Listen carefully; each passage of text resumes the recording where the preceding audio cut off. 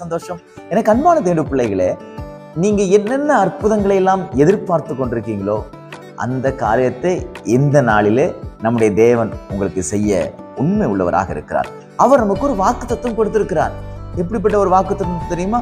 எரேமியாவின் புஸ்தகம் 32ஆம் அதிகாரம் 17வது வசனத்தினுடைய கடைசி பகுதியிலே இப்படியாக சொல்லியிருக்கிறார், உம்மாலே செய்யக்கூடாத அதிசயமான காரியம் ஒன்றுமில்லை.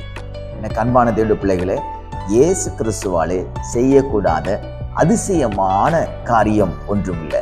நீங்க இப்படி சொல்லிட்டு இருக்கீங்களா அடிக்கடி, இதெல்லாம் ஒரு அதிசயம் நடந்தாதான் நடக்கும், இதுக்கெல்லாம் ஒரு அதிசயம் நடக்கணும், இதுக்கெல்லாம் ஒரு அற்புதம் நடக்கணும் அப்படின்னு எதிர்பார்த்து கொண்டிருக்கிற அந்த காரியத்தில வானத்தையும் பூமி உண்டாக்கின கர்த்தர் அற்புதத்தை செய்வார்.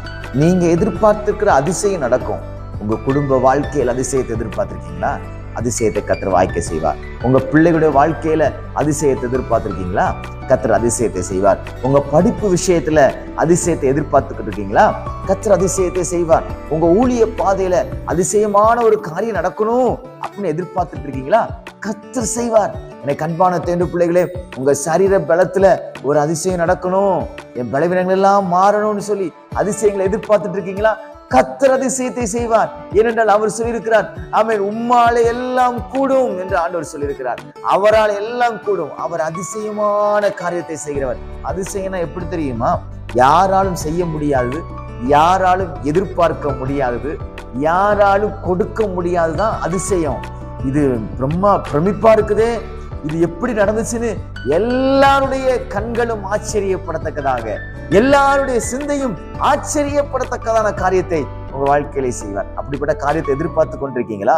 நிச்சயமா கர்த்தர் சொன்ன வார்த்தையில அவர் ஒன்றும் தரையில விழாதபடிக்கு அவர் நிச்சயமாய் நிறைவேற்றுவார். அநேக அற்புதங்கள், அநேக அதிசயங்கள் எதிர்பார்த்து கொண்டிருக்கிற சகோதரனே, சகோதரியே, இந்த நாளிலே உங்களுக்கு அதிசயம் நடக்கும்.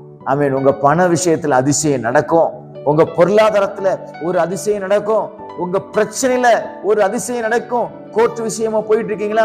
அதுல ஒரு அதிசயம் நடக்கும். என்னென்ன காரியத்துல ஒரு அற்புதத்தை அதிசயத்தை எதிர்பார்த்து கொண்டிருக்கீங்களோ இந்த வானத்தையும் பூமி உண்டாக்கின கர்த்தர் உங்களுக்கு நிச்சயமாய் செய்வார். விசுவாசத்தோடு எல்லா காரியங்களும் எதிர்பாருங்கள்.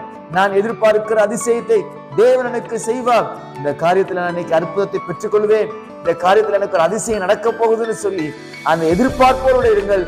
கர்த்தர் உங்கள் எதிர்பார்ப்பை நிச்சயமாய் நிறைவேற்றுவார். இந்த நாளிலே நீங்கள் கிரகிக்க முடியாத, நீங்கள் ஆச்சரியப்படுகிற அளவுக்கு, உங்க கண்கள் ஆச்சரியப்படுகிற அளவுக்கு, மற்றவர்கள் ஆச்சரியப்படுகிற அளவுக்கு அதிசயங்களை கர்த்தர் உங்களுக்கு செய்வாராக. இந்த நாள் உங்களுக்கு ஒரு அதிசயமான நாளாயிருப்பதாக. God bless you.